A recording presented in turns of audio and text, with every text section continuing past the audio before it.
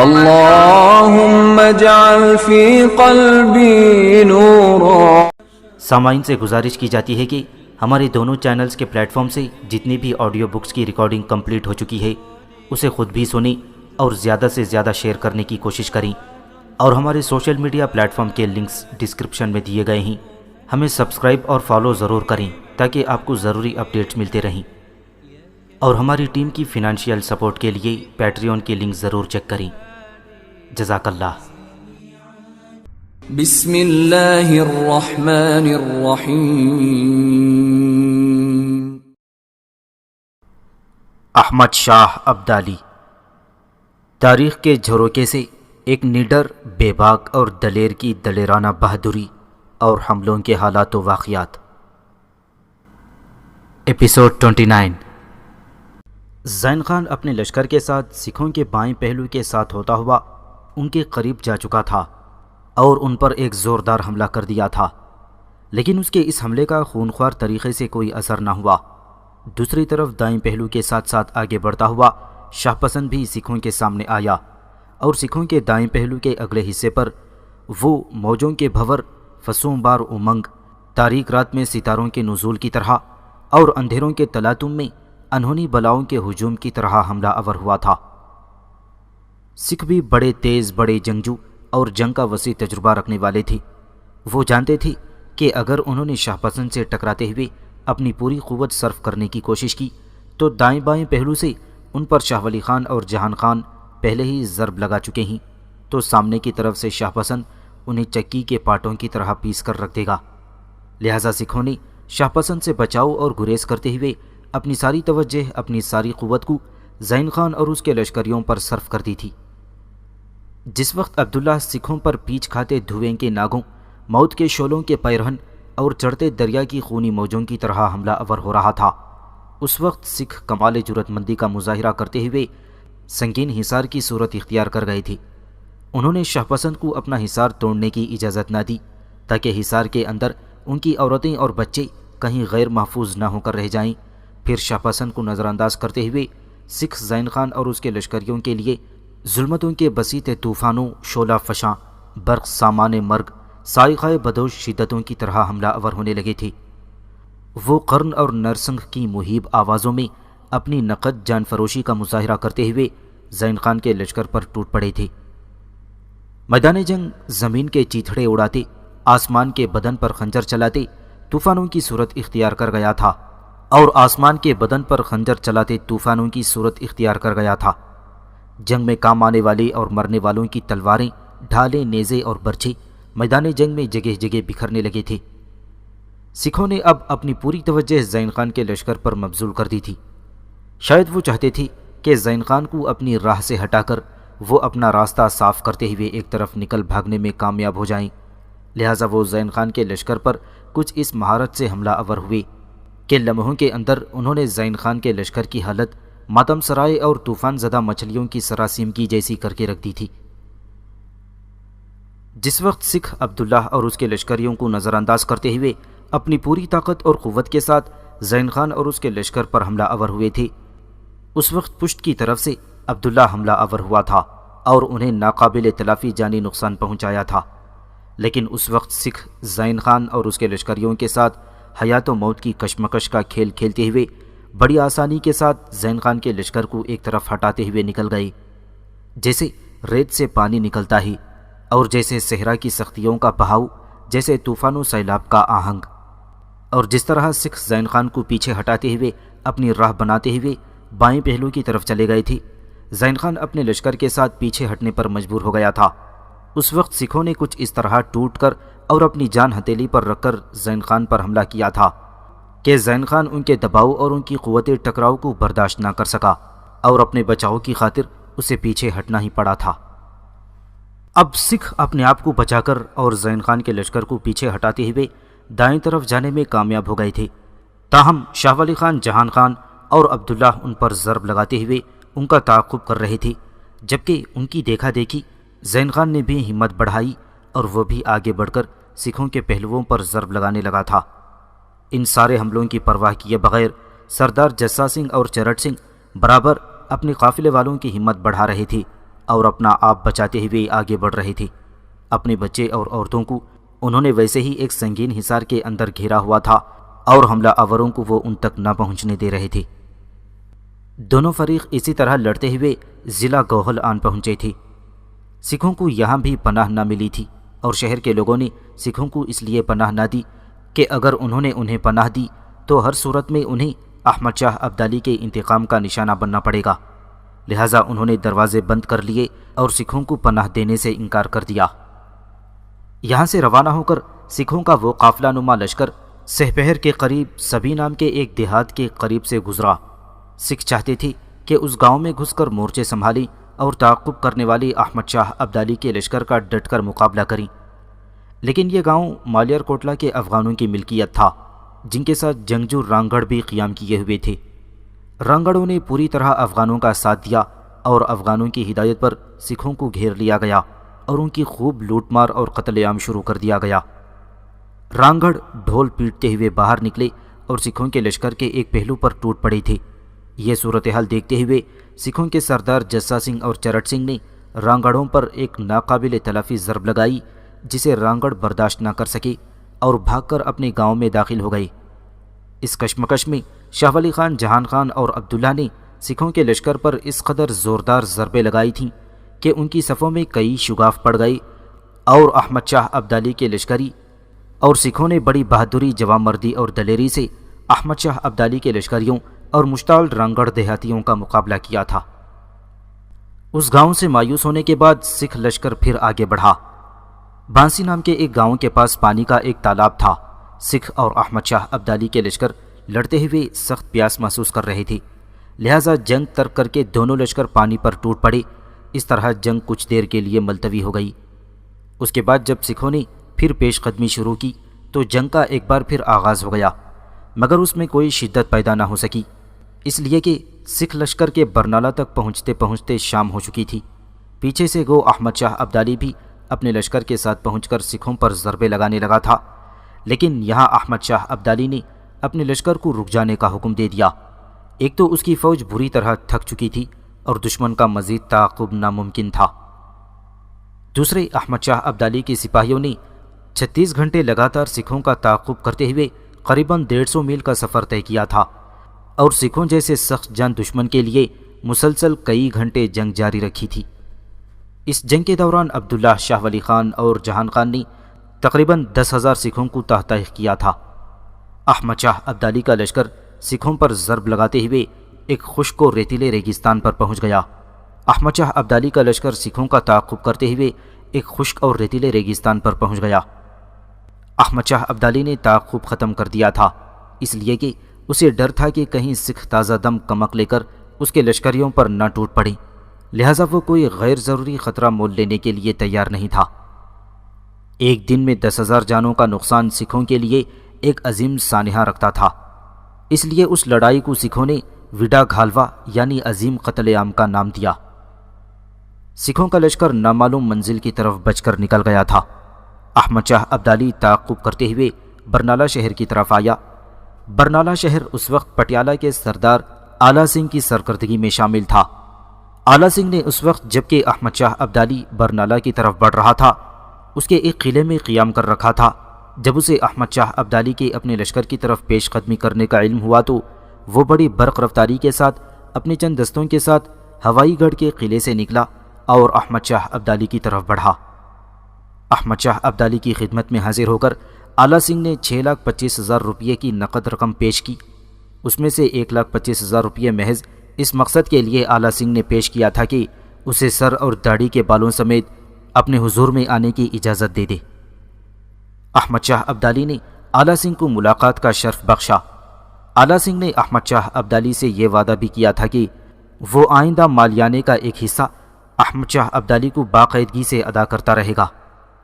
آلہ سنگھ کی اطاعت سے خوش ہو کر احمد شاہ ابدالی نے اس کے علاقے پر ضرب لگانے کا خیال ترک کر دیا، تاہم آلہ سنگھ کو اس کے امتحان کی خاطر کچھ عرصے تک اپنے خیمے میں بند رکھا گیا۔ بعد میں شاہ ولی خان کی سفارش پر اسے رہا کر دیا گیا۔ وہاں سے نکل کر احمد شاہ ابدالی سرہند شہر میں آیا۔ یہاں چند روز اس نے قیام کیا۔ زین خان کو اس نے بدستور سرہند کا گورنر رہنے دیا۔ پھر وہ اپنے لشکر کے ساتھ لاہور روانہ ہو گیا تھا۔ لاہور جاتے ہوئے احمد شاہ ابدالی اپنے ساتھ سکھوں سے حاصل کیے ہوئے سروں سے بھری ہوئی 50 گاڑیاں اور ایک کثیر تعداد قیدیوں کی لے کر جا رہا تھا۔ ایسا اس نے اس لیے کیا تھا کہ جہاں جہاں سے وہ گزریں سکھ کٹے ہوئے سروں اور اپنے قیدیوں کا نظارہ کریں اور آئندہ خوفزدہ ہو کر احمد شاہ ابدالی کے خلاف بغاوت اور سرکشی پر آمادہ نہ ہو سکیں۔ احمد شاہ ابدالی نے چند روز تک اپنے لشکر کے ساتھ لاہور شہر میں قیام کیا۔ یہاں سے قندھار واپس جانے سے پہلے وہ سکھوں کی طاقت اور قوت کو بالکل توڑ کر برباد کر دینا چاہتا تھا، لہٰذا ایک بار پھر وہ تازہ دم ہو کر اپنے لشکر کے ساتھ لاہور سے نکلا اور امرتسر جا پہنچا۔ یہاں پہنچ کر اس نے حکم دیا کہ ہر مندر نام کے سکھ گرودوارے اور ان کی ملحقہ عمارات کو بارود سے اڑا دیا جائے۔ اس کے بعد اس نے سکھوں کی مقدس چیزوں کو تالاب میں پھینکوا دیا تھا۔ امرتسر کی تباہی اور بربادی کے بعد احمد شاہ ابدالی یہ سمجھنے لگا تھا کہ سکھوں کی طاقت کو اس نے ایک سر ختم کر کے رکھ دیا ہے، لہٰذا قندھار جانے سے پہلے وہ مرہٹوں کے ساتھ بھی اپنے معاملات درست کرنا چاہتا تھا۔ مرہٹوں کا پیشوا بالاجی راؤ تو چند روز بیمار رہ کر مر چکا تھا، اب اس کی جگہ اس کا بیٹا مادھو راؤ تخت نشین ہوا۔ تخت نشینی کے وقت اس مادھو راؤ کی عمر صرف 17 سال تھی۔ یہ ایک نا تجربہ کار لڑکا تھا۔ اس کے علاوہ جس وقت احمد شاہ ابدالی پنجاب میں سکھوں کے ساتھ الجھا ہوا تھا، مادھو راؤ جنوبی ہندوستان کے معاملات میں ایسا پھنسا ہوا تھا کہ شمالی ہند کی ریاست سے کوئی دلچسپی ہی نہ رکھتا تھا۔ اس کے باوجود احمد شاہ ابدالی مراٹھوں سے مصالحت اور صلح جوئی کا بے انتہا خواہش مند تھا، چونکہ وہ جانتا تھا کہ مراٹھوں کے بغیر پنجاب پر چین سے حکومت کرنا ناممکن ہے۔ سکھوں کی سرکوبی کرنے کے بعد احمد شاہ ابدالی نے مراٹھوں کو صلح کی گفتگو کرنے کی پیشکش کی۔ اس پیشکش پر مراٹھوں نے اپنے 2 سفیر احمد شاہ ابدالی کی خدمت میں روانہ کیے، ایک باپو جی، دوسرا پروشوتم۔ باپو جی مارچ کے وسط میں احمد شاہ ابدالی کی خدمت میں لاہور میں حاضر ہوا اور اس کے کچھ ہی دن بعد پروشوتم بھی اپنے پیشوا جی کی اجازت ملنے پر احمد شاہ ابدالی کی خدمت میں حاضر ہو گیا۔ کچھ دن تک مراٹھوں کے سفیروں اور احمد شاہ ابدالی کے درمیان صلح کی گفتگو ہوتی رہی۔ اس گفتگو میں شاہ ولی خان، جہان خان، عبداللہ اور برخوردار خان بھی شامل تھے۔ گو احمد شاہ ابدالی مراٹھوں کی کسی بھی شرط کو ماننے کے لیے تیار نہیں تھا، اس لیے کہ وہ ان سے کوئی معاہدہ بغیر کسی پیشگی شرط کے کرنا چاہتا تھا۔ دوسری طرف شاہ ولی خان مراٹھوں کو خالی ہاتھ بھیجنے کے حق میں نہ تھا، لہٰذا اس نے احمد شاہ ابدالی کو ترغیب دی کہ اگر ہم مادھو راؤ کو مراٹھا سلطنت کا سربراہ تسلیم کر لیں تو میرا خیال ہے کہ ہمارے ایسا کرنے سے آئندہ مراٹھے پنجاب پر حملہ آور نہیں ہو سکیں گے۔ اس طرح ایک صوبے کی حیثیت سے پنجاب میں ہمارے لیے امن و سکون قائم ہو جائے گا۔ احمد شاہ ابدالی نے شاہ ولی خان کی اس تجویز کو بے حد پسند کیا، لہٰذا احمد شاہ ابدالی نے دونوں سفیروں کی معرفت ان کے پیشوا مادھو راؤ کی بادشاہت کا پروانہ اور ایک سادہ کاغذ پر زعفرانی رنگ میں اپنی ہتھیلی کا نشان لگا کر بھیجا۔ یہ ایک طرح سے مراٹھوں کے پیشوا مادھو راؤ کے نام امن و صلح کا پیغام تھا۔ اس کے علاوہ احمد شاہ ابدالی نے بیش بہا قیمت قیمتی جواہرات اور بہت سے ہاتھی گھوڑے بھی مادھو راؤ کو تحفتاً روانہ کیے تھے۔ اس طرح مادھو راؤ کے ساتھ اس طرح کا سلوک کر کے احمد شاہ ابدالی نے مراٹھوں کو آئندہ کے لیے پنجاب کی سیاست سے بالکل بے دخل کر کے رکھ دیا تھا۔ ہندوستان کے معاملات کو کسی قدر درست کرنے کے بعد احمد شاہ ابدالی نے کشمیر کی طرف دھیان دیا۔ کشمیر پر احمد شاہ ابدالی نے اپنے ایک جرنیل خواجہ کچک کو کشمیر کا حکمران اور ایک سکھ جیون کو اس کا مددگار مقرر کیا تھا۔ کچھ عرصے تک کشمیر کا معاملہ بخیر و خوبی چلتا رہا، پھر سکھ جیون حرکت میں آیا۔ اس نے کشمیر کے حکمران خواجہ کچک کو پہلے قید کر دیا، اس کے بعد کشمیر سے نکال باہر کیا اور وہ ہندوستان کے مغل شہنشاہ کے وزیر غازی الدین سے جوڑ توڑ کرنے لگا تھا۔ غازی الدین نے اندر ہی اندر سازش کر کے مغل شہنشاہ شاہ عالم ثانی سے سکھ جیون کو کشمیر کا حاکم مقرر کرا دیا تھا۔ یہ سراسر اصولوں کی خلاف ورزی تھی، اس لیے کہ کشمیر پر احمد شاہ ابدالی کا قبضہ تھا اور احمد شاہ ابدالی ہی کشمیر پر کسی کو حاکم مقرر کرنے کا مجاز تھا۔ سکھ جیون گو ایک بڑا انسانیت پسند روشن خیال حکمران ثابت ہوا۔ وہ بڑا سخی اور مذہبی معاملات میں بے حد وسیع النظر تھا۔ اس کے حکم سے کشمیر میں مسلمانوں کے تمام مکاتب اور باغات کی درستگی کی گئی اور ان کی مناسب دیکھ بھال کا انتظام ہوا۔ وہ روزانہ بہت سے مسلمانوں کو کھانا کھلاتا تھا اور ہر ماہ کی 12 اور 15 کو بلا تخصیص مذہب غربا کی ایک بہت بڑی تعداد کو اپنے ہاتھوں سے کھانا تقسیم کیا کرتا تھا۔ درویشوں اور فقیروں سے اسے خاص طور پر دلچسپی اور لگاؤ تھا۔ اس کے علاوہ وہ بڑا علم پرور اور عدل کا بھی مربی تھا۔ اس کے دور میں ہر ہفتے ایک عام معاشرہ ہوتا جس میں کشمیر کے تمام شاعر شرکت کرتے اور اپنا اپنا کلام پیش کرتے تھے۔ اس نے کشمیر کی ایک مستند تاریخ لکھوانے کا بھی اہتمام کیا۔ اس مقصد کے لیے اس نے چوٹی کے علماء کا انتخاب کیا۔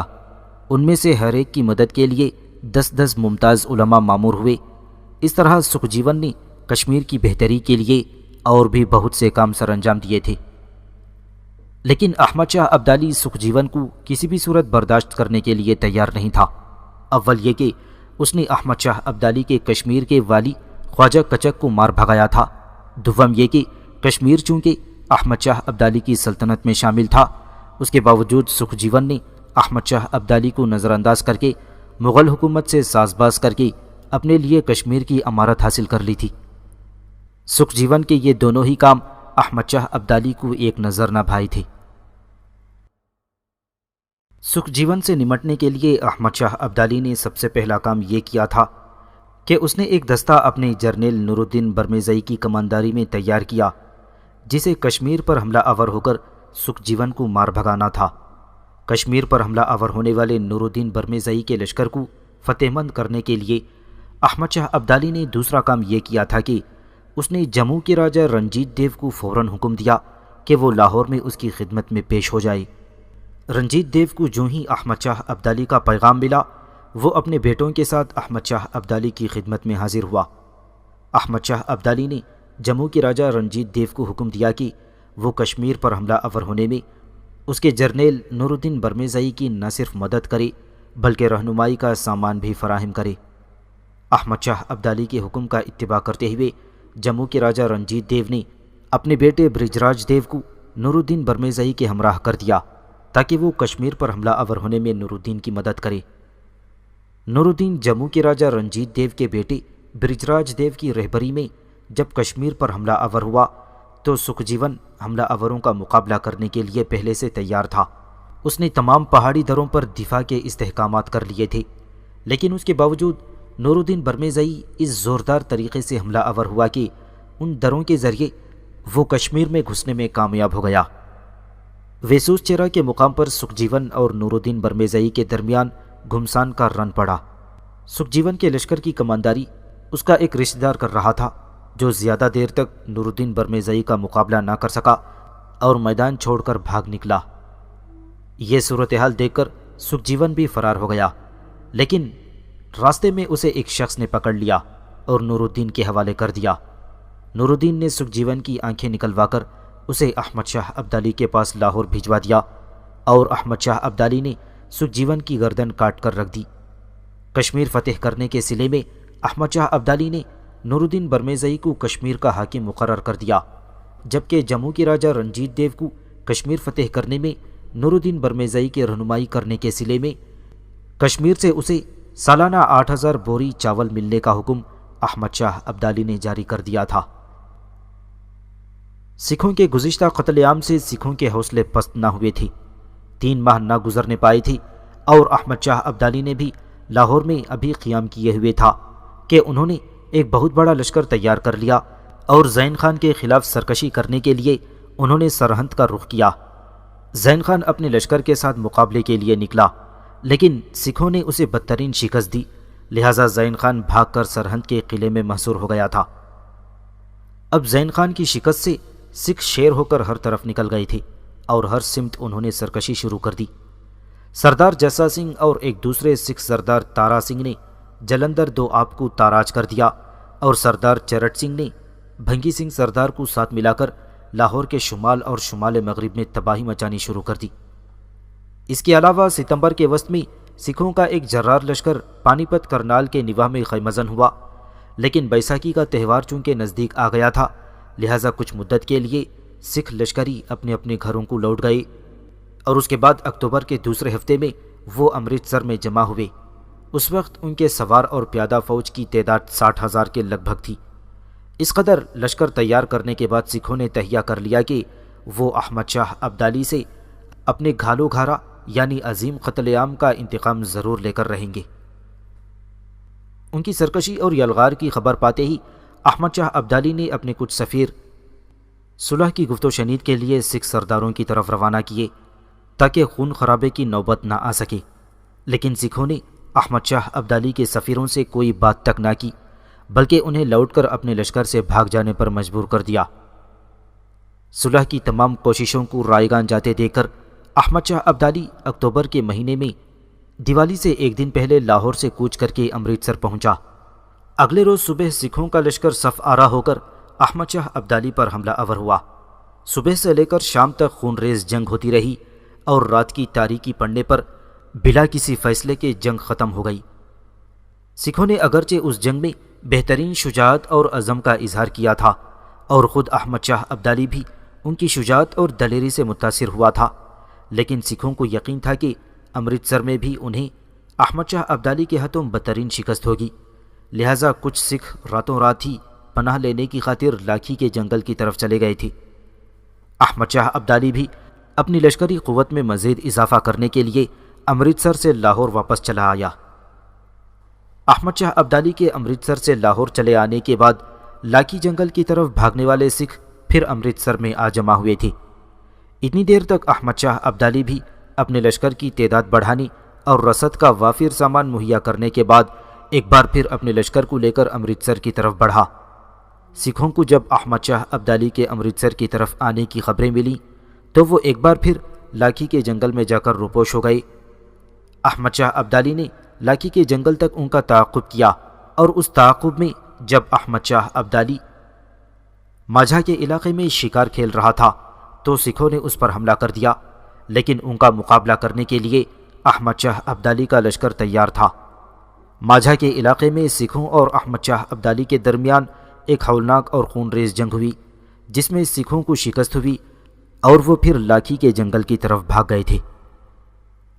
احمد شاہ ابدالی ان کے پیچھے پیچھے ان کا شکار کرتا ہوا لاکھی کے جنگل میں داخل ہوا۔ یہاں بھی اس نے سکھوں پر زوردار حملے کیے تھے۔ ان گنت سکھوں کو اس نے موت کے گھاٹ اتارا، کچھ کو اس نے قیدی بنا لیا تھا۔ اس کے بعد شاید سکھوں میں مقابلے کی سکت نہ رہی تھی اور وہ لاکھی کے جنگل کے دور دراز علاقوں کی طرف پناہ لینے کی خاطر بھاگ گئے تھے۔ احمد شاہ ابدالی ایک بار پھر سکھوں کی سرکوبی کرنے کے بعد اپنے لشکر کے ساتھ لاہور واپس آ گیا تھا۔ سکھوں کے ساتھ اس جنگ میں احمد شاہ ابدالی اپنے لشکر کا ایک حصہ لاہور میں اپنے پڑاؤ ہی میں چھوڑ گیا تھا اور لشکر میں جس قدر عورتیں بچے تھے وہ بھی اس پڑاؤ میں رکھے گئے تھے۔ لاکھی جنگل سے احمد شاہ ابدالی اپنے لشکر کے ساتھ جب لاہور کے نواح میں اپنے پڑاؤ میں داخل ہوا اور عبداللہ اپنے خیمے کے دروازے پر آیا تو اس نے دیکھا حسین و جمیل پرکشش وینا خیمے کے دروازے پر کھڑی تھی۔ جب عبداللہ خیمے میں داخل ہونے لگا تو وینا اس کی راہ روک کر کھڑی ہوئی اور عبداللہ کو مخاطب کر کے کہنے لگی، خیمے میں داخل ہونے سے پہلے میں آپ کو ایک خوشخبری سناتی ہوں، پر آپ یہ بتائیں کہ یہ خوشخبری سنانے پر آپ مجھے کیا انعام دیں گے؟ اس پر عبداللہ نے بڑے غور سے وینا کی طرف دیکھتے ہوئے کہا، تم خوشخبری سناؤ، وہ کیا ہے؟ یہ خیمہ پورے کا پورا تمہارا ہی ہے اور اس کے اندر جس قدر نقدی ہے اس کی بھی تم مالک ہو، پھر تمہیں کیا چاہیے؟ اس پر وینا نے ہار مانتے ہوئے کہا، آپ نے بات ہی ایسی کہتی ہے کہ مزید کچھ مانگنے کی اب ضرورت ہی محسوس نہیں ہوتی۔ بہرحال میں آپ کو یہ خوشخبری سناؤں کہ آپ کے ہاں بیٹا ہوا ہے۔ میں اور کامنی دونوں بہنوں نے اس کا نام آپ کی آمد سے پہلے ہی بیرم خان رکھ دیا ہے۔ مجھے امید ہے کہ آپ اس نام کو پسند کریں گے، اس لیے کہ یہ آپ کے مرنے والے باپ کا نام ہے۔ یہ ایک خوشخبری ہے، اور شاہ پسند دوسری خوشخبری یہ ہے کہ میں نے سچے دل سے اسلام قبول کر لیا ہے۔ اب میں آپ اور کامنی کی طرح مسلمان ہوں اور خدائے واحد کی بندگی اور عبادت کرنے والی ہوں۔ اس پر عبداللہ کو وینا کے اس انکشاف پر ایسا والہانہ پیار آیا تھا کہ اس نے آگے بڑھ کر وینا کی پیشانی چوم لی اور کہنے لگا، وینا، تو نے مجھے دو خوشخبریاں دے کر میری تھکاوٹ ہی رفع نہیں کر دی، بلکہ مجھے ایسی خوشیاں دی ہیں جن کی کوئی انتہا، جن کی کوئی انت نہیں ہے۔ وینا پھر بڑے پیارے انداز میں اور نرم دل لہجے میں کہنے لگی، اب آپ باہر کیوں کھڑے ہیں؟ اندر آ جائیں۔ اندر آنا آپ کے لیے منع تو نہیں ہے۔ عبداللہ مسکراتا ہوا اندر داخل ہوا۔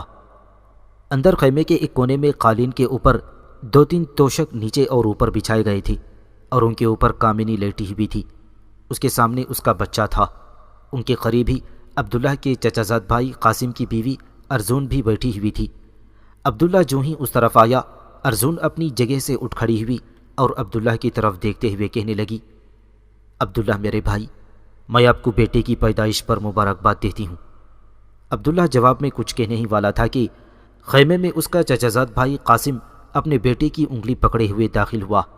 عبداللہ نے پہلے جھک کر قاسم کے بیٹے کو پیار کیا، پھر قاسم نے عبداللہ کو گلے لگاتے ہوئے اس کی پیشانی اس کے گال چومے، پھر وہ اس کے کان میں کہنے لگا، عبداللہ میرے بھائی، میرے عزیز، میں تمہیں بیٹے کی پیدائش پر مبارکباد دیتا ہوں۔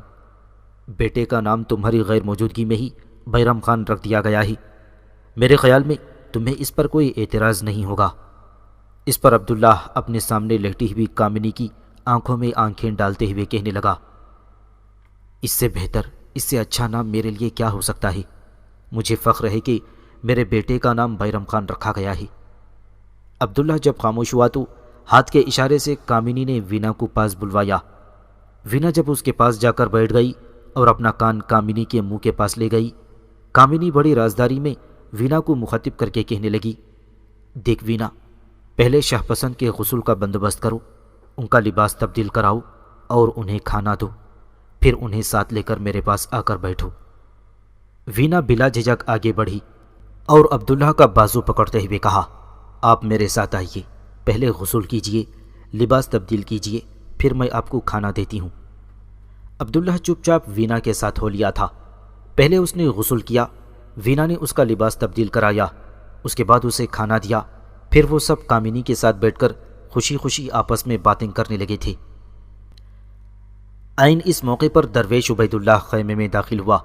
پہلے وہ بغل گیر ہو کر عبداللہ سے ملا، پھر اسے بیٹے کی مبارکباد دی، پھر وہ ان کے قریب ہی بیٹھ گیا اور عبداللہ کو مخاطب کر کے کہنے لگا، عبداللہ میرے بیٹے، جہاں تمہیں بیٹے کی پیدائش کی خوشخبری ملی ہے، وہاں میں تمہارے لیے ایک اور خوشخبری لے کر آیا ہوں۔ اس پر عبداللہ نے چونک کر درویش عبید اللہ کی طرف دیکھا اور پوچھا، وہ کیسی خوشخبری ہے؟ جواب میں درویش عبید اللہ کہنے لگا، میں نے تمہارے دوسرے بدترین دشمن کابل کے سابق گورنر نصیر خان کو تلاش کر لیا ہے۔ اس پر عبداللہ نے بڑی بے چینی، بڑی بے تابی میں درویش عبید اللہ کی طرف دیکھتے ہوئے پوچھا، وہ اس وقت کہاں ہے؟ میں اس پر حملہ آور ہو کر اسے ٹھکانے لگا سکوں گا۔ اس پر درویش عبید اللہ بولا اور کہنے لگا، دیکھ عبداللہ، میں نے جو آدمی اس کی تلاش کرنے کے لیے روانہ کیے تھے وہ لوٹ آئے ہیں۔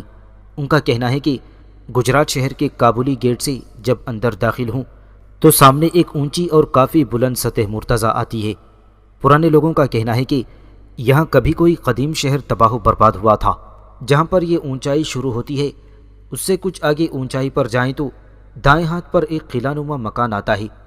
یہ مکان ایک ایسے شخص کا ہے جس پر نصیر خان ماضی میں بہت احسانات کرتا رہا ہے، لہٰذا نصیر خان اسی مکان میں گوشہ نشین کی زندگی بسر کر رہا ہے۔ چونکہ پنجاب کے چند ضلعوں کا مالیہ نصیر خان کے ذمے تھا، لہٰذا اس نے کروڑوں روپیہ کمایا ہے۔ اس کی مالی حالت بہت اچھی ہے، جس کی بنا پر اس نے اپنی حفاظت کے لیے ایک دستہ مسلح سپاہیوں کا بنایا ہوا ہے۔ یہ محافظ اس مکان کی دیواروں اور چھتوں پر بنے ہوئے برجوں میں ہمتن نصیر خان کی حفاظت کے لیے پہرا دیتے ہیں۔ لہٰذا عبداللہ میرے بیٹے، نصیر خان پر سوچ سمجھ کر ہاتھ ڈالنا۔ اور ہاں عبداللہ میرے بیٹے، نصیر خان کا پتہ لگانے والے میرے آدمی یہ بھی کہہ رہے تھے کہ گجرات کے کابلی گیٹ سے باہر ایک سرائے ہے، اس سرائے کے مالک کا نام عبدالصمد ہے، اور یہ سرائے کا مالک عبدالصمد بھی میرے آدمیوں کا کہنا ہے کہ نہ صرف نصیر خان کا جاننے والا ہے بلکہ وہ نصیر خان کا احسان مند بھی ہے۔ رات کے وقت یہ نصیر خان سنا ہے کہ اکثر اس سرائے میں آ کر کچھ دیر کے لیے قیام کرتا ہے، لوگوں کے ساتھ وہاں جوا کھیل کر دل بہلاتا ہے۔ اب دیکھ میرے بیٹے، میں نے ساری تفصیل تم سے کہہ دی ہے، اب جس طرح تم مناسب سمجھو اس نصیر خان سے انتقام لے سکتے ہو۔ اور ہاں، اس سارے معاملے کی خبر میں احمد شاہ ابدالی کو بھی کر چکا ہوں، لہٰذا احمد شاہ ابدالی نے تمہیں اپنے خیمے میں طلب کیا ہے۔ وہ اس وقت اپنے خیمے میں اکیلا ہی بیٹھا ہے اور بڑی بے چینی سے تمہارا انتظار کر رہا ہے۔ درویش عبید اللہ کے یہ الفاظ سنتے ہی عبداللہ اپنی جگہ سے اٹھ کھڑا ہوا اور کامنی اور وینا، قاسم اور ارجن کی طرف دیکھتے ہوئے کہا، آپ لوگ سب بیٹھی، میں ذرا پاشا سے مل کر آتا ہوں۔ اس طرح عبداللہ اور درویش عبید اللہ دونوں خیمے سے نکل گئے۔ عبداللہ اور درویش عبید اللہ جب احمد شاہ ابدالی کے خیمے میں داخل ہوئے تو احمد شاہ ابدالی واقعی اس وقت اپنے ملاقات کے کمرے میں اکیلا ہی بیٹھا ہوا تھا۔ جو ہی عبداللہ اور درویش عبید اللہ خیمے میں داخل ہوئے، اپنے قریبی نشستوں پر ہاتھ مارتے ہوئے احمد شاہ ابدالی نے ان دونوں کو وہاں بیٹھنے کے لیے کہا۔ دونوں بیٹھ گئے تو احمد شاہ ابدالی بولا اور عبداللہ کو مخاطب کرتے ہوئے کہنے لگا، عبداللہ میرے بیٹے، تیری خوش قسمتی ہے کہ درویش عبید اللہ نے اپنے جو آدمی نصیر خان کو تلاش کرنے کے لیے لگا رکھے تھے، انہوں نے نصیر خان کو تلاش کر لیا ہے۔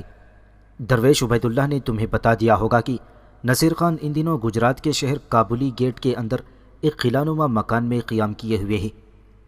میرے خیال میں اب جبکہ ہم نے مرہٹوں کی قوت ختم کر دی ہے، سکھوں کی طاقت بھی توڑ پھوڑ کر رکھ دی ہے، تو اپنے لشکر میں سے چند دستے اپنے ساتھ لے جا کر گجرات شہر کی طرف کوچ کر جاؤ اور نصیر خان کا خاتمہ کر کے اپنی بائیں ٹانگ کو بھی لوہے کے کڑے سے نجات دلاؤ۔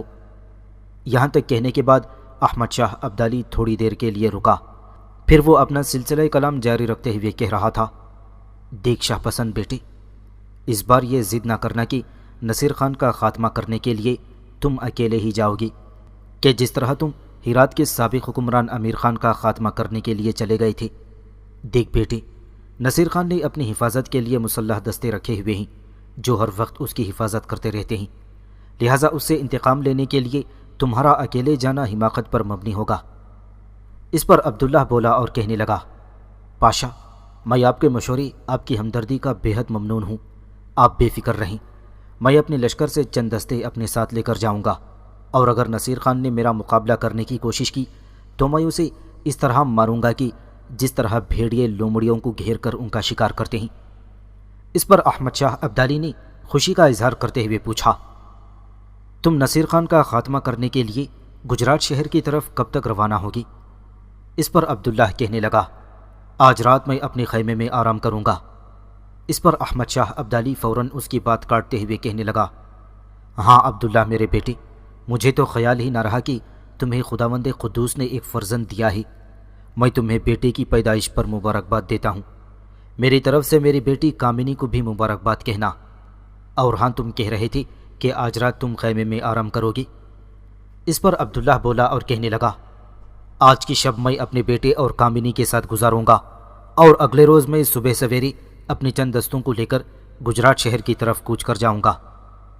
درویش عبید اللہ بھی میرے ساتھ جائیں گے، کیونکہ یہ نصیر خان کو اس کی شکل سے پہچانتے ہیں، لہٰذا مجھے اس کا خاتمہ کرنے میں آسانی رہے گی۔ اس پر احمد شاہ ابدالی اپنی خوشی اور اطمینان کا اظہار کرتے ہوئے کہنے لگا، سنو میرے بیٹے، تمہیں ضرور آج کی رات اپنے خیمے میں اپنی بیوی اور بچے کے ساتھ پرسکون رات گزارنی چاہیے، اور اگلے روز تم اپنے چند محافظ دستے لے کر گجرات کی طرف روانہ ہو جاؤ۔ یہ ایک معاملہ تو طے ہوا، اب مجھے تمہارے ساتھ دوسرا معاملہ بھی طے کرنا ہے۔ اس پر عبداللہ نے چونک کر پاشا کی طرف دیکھا اور کسی قدر پریشان لہجے میں پوچھا، دوسرا معاملہ کون سا ہے پاشا؟ احمد شاہ ابدالی مسکراتے ہوئے کہنے لگا، دوسرا معاملہ وینا کا معاملہ ہے میرے بیٹے۔ وینا یعنی کامنی کی چچا زاد بہن، جس نے تمہارے اور کامنی کے ساتھ تمہارے خیمے میں قیام کر رکھا ہے۔ میں نے سنا ہے کہ وہ سچے دل سے مسلمان ہو چکی ہے اور وہ تمہیں پسند بھی کرتی ہے۔ دیکھو بیٹی، جب تمہیں وہ پسند کرتی ہے تو میں تمہیں مشورہ دیتا ہوں کہ تم وینا سے بھی شادی کر لو۔ اس پر عبداللہ گردن جھکاتے ہوئے کہنے لگا، پاشا، آپ کا اندازہ درست ہے، وینا واقعی اسلام قبول کر چکی ہے، اور اس نے اپنے آپ کو واقعی اس جہت میں ڈال دیا ہے کہ اسے میں اپنی زندگی کا ساتھی بنا لوں۔ پاشا، میں آپ کے مشورے کے مطابق عنقریب اس سے شادی کر لوں گا۔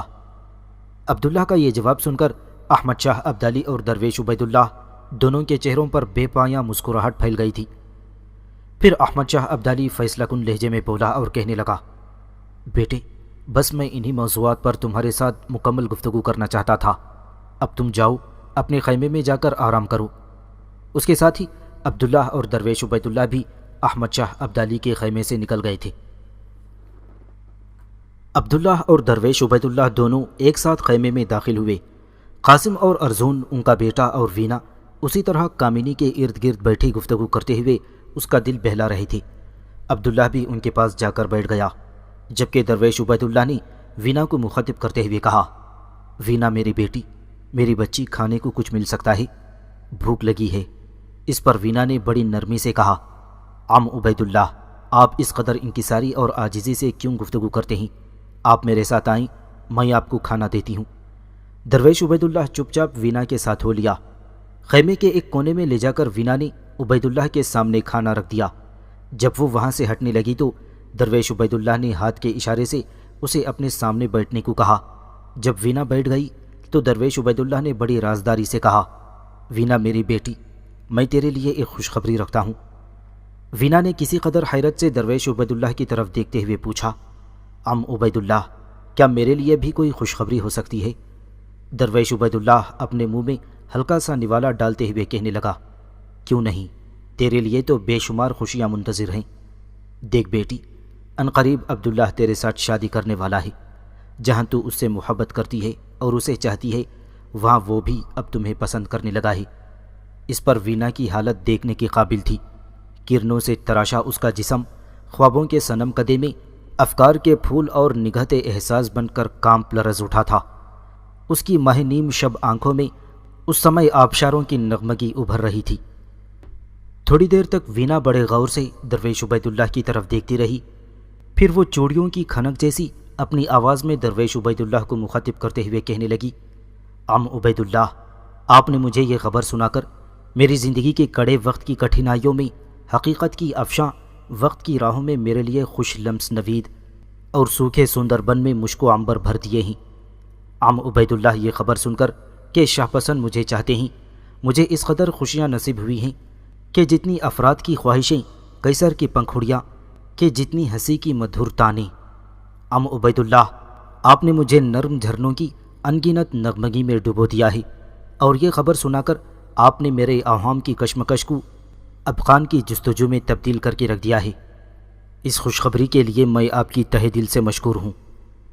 اس پر درویش عبید اللہ مسکراتے ہوئے کہنے لگا، وینا میری بیٹی، اس کے لیے تمہیں میرا شکر گزار ہونے کی کوئی ضرورت نہیں ہے۔ شکر گزار تو تمہیں عبداللہ کا ہونا چاہیے، جس نے احمد شاہ ابدالی کے سامنے اقرار کیا ہے کہ عنقریب وہ وینا سے شادی کر لے گا۔ احمد شاہ ابدالی نے میرے سامنے عبداللہ سے کہا تھا کہ وینا بہت اچھی اور خوبصورت لڑکی ہے، شاہ پسند وہ تمہیں چاہتی بھی ہے، تم سے محبت بھی کرتی ہے۔ اس پر شاہ پسند کہنے لگا، پاشا میں جانتا ہوں وہ لڑکی مسلمان ہو چکی ہے، اور میں آپ کو یقین دلاتا ہوں کہ میں عنقریب اس سے شادی کر لوں گا۔ وینا میری بیٹی، تیری زندگی میں اس سے بڑھ کر میں سمجھتا ہوں کہ کوئی خوشی ہو ہی نہیں سکتی۔ وینا بے پناہ خوشی کا اظہار کرتے ہوئے کہنے لگی، عم عبید اللہ، آپ ٹھیک کہتے ہیں، آج میری خوشیوں کی کوئی انتہا نہیں ہے۔ پھر دونوں خاموش ہو گئے۔ جب عبید اللہ نے کھانا کھا لیا تو وینا برتن اٹھا کر ایک طرف رکھ آئی، اور پھر وہ دونوں اٹھ کر کامنی کے نزدیک بیٹھ کر ان کی گفتگو میں شامل ہو گئے تھے۔ دوسرے روز عبداللہ اپنے چند محافظ دستوں کو لے کر لاہور سے تاجروں کے بھیس میں گجرات شہر کی طرف روانہ ہو گیا تھا۔ مرہٹوں اور سکھوں کے ساتھ معاملات طے کرنے کے بعد احمد شاہ ابدالی دہلی کی سلطنت کے معاملات بھی اپنی موجودگی میں طے کرنے کا ارادہ رکھتا تھا۔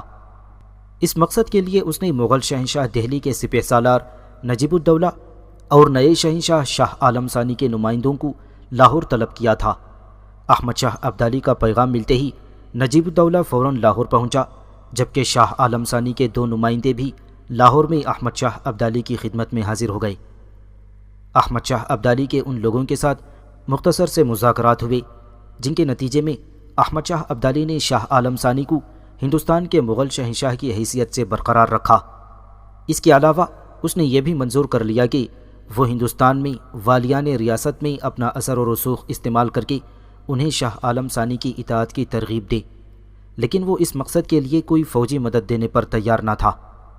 مغل شہنشاہ کی طرف سے نجیب الدولہ اور ان کے نمائندوں نے احمد شاہ ابدالی کو 40 لاکھ روپے سالانہ خراج دینے کا بھی وعدہ کیا۔ لاہور ہی میں قیام کے دوران احمد شاہ ابدالی نے مختلف علاقوں پر اپنے والی اور حکمران بھی مقرر کیے تھے۔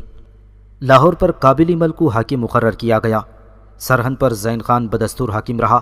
ستلج اور بیاس کے درمیانی پہاڑی علاقے پر راجہ گھومن چندر اور جلندھر دوآب پر ایک شخص سادات خان کو حاکم مقرر کیا گیا۔ باری دوآب پر مراد خان کو گورنر مقرر کیا گیا۔